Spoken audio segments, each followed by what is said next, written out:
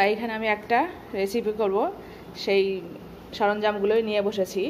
নিয়েছি এখানে একটা পেঁয়াজ, একটা আলু, আর এখানে নিয়েছি শোলা কচু, মানে মান কচু আছে, গাঁটি কচু আছে, আর এটা হচ্ছে শোলা কচু।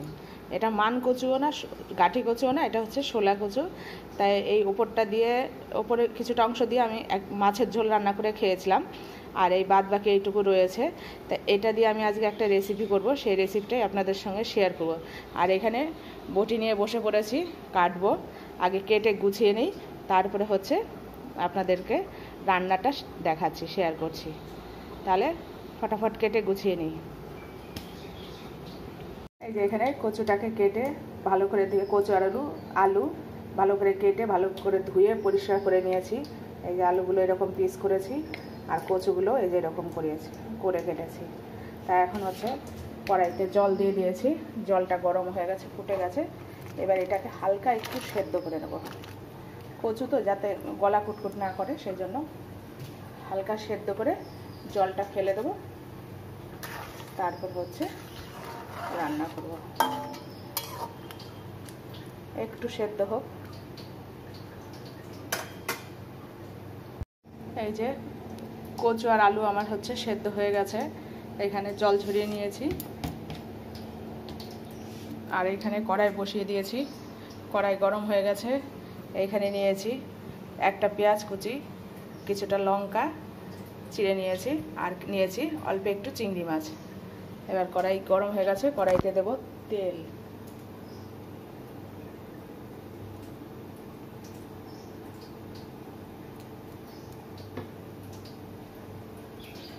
তেলটা একটু গরম হয়ে আসলে দিয়ে দিচ্ছি হচ্ছে কালো জিরে ফোড়নে।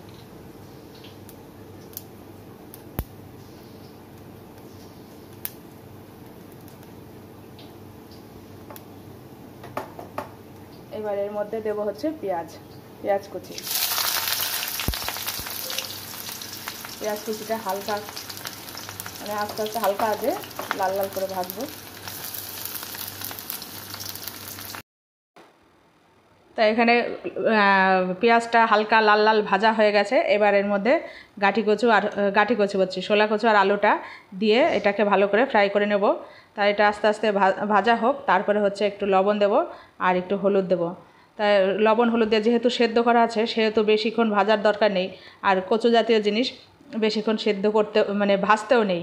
অল্প সেদ্ধ করে নিয়ে অল্প ভেজে জল দিয়ে দিলেই হবে। তাই এর মধ্যে লঙ্কা অ্যাড করে দিলাম। তা আস্তে আস্তে এটা নাড়বো, মানে গ্যাসটা বেশি জোরে দেওয়া যাবে না, মিডিয়াম ফ্লেমে দিতে হবে। তাই এখানে যে মানে যার যার স্বাদ অনুসারে আর কি লবণ অ্যাড করবেন। তা আমি এখানে আমার স্বাদ অনুসারে লবণটা অ্যাড করে দিলাম, একটু হলুদও দিয়ে দিচ্ছি। আর কচু জাতীয় জিনিসে বেশি হলুদ, ক্যাটকাটা হলুদ হলে ভালো লাগে না খেতে, আর দেখতেও ভালো লাগে না।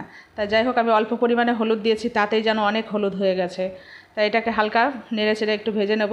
নিয়ে এবার এর মধ্যে দেখুন আমি চিংড়ি মাছটাও অ্যাড করে দিয়েছি, সেটা আপনাদের সঙ্গে শেয়ার করা হয়নি। তা যাই হোক, চিংড়ি মাছটাও মানে লবণ হলুদ দেওয়ার পরে কিছু সময়, মানে 2-1 সেকেন্ড পরেই হচ্ছে চিংড়ি মাছটাও দিয়েছিলাম।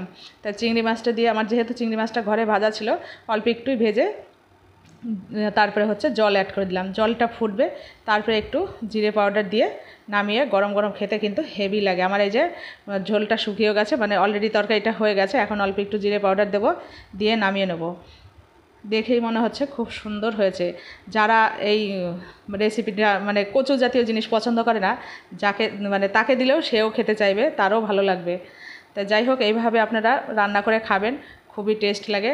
আমার তো খুবই ভালো লেগেছে, সবারই ভালো লেগেছে। তা এইভাবে রান্না করে খাবেন, ভালো লাগবে। তাই এই যে ফাইনাল লুক, আমার রান্নাটা হয়ে গেছে। তো যাই হোক, ভিডিওটা ভালো লাগলে একটা লাইক, শেয়ার, সাবস্ক্রাইব অবশ্যই করবেন। আমার চ্যানেলটার সঙ্গে থাকবেন, পাশে থাকবেন। ভালো থাকবেন, সুস্থ থাকবেন, সাবধানে থাকবেন। টাটা, বাই, শুভ দুপুর।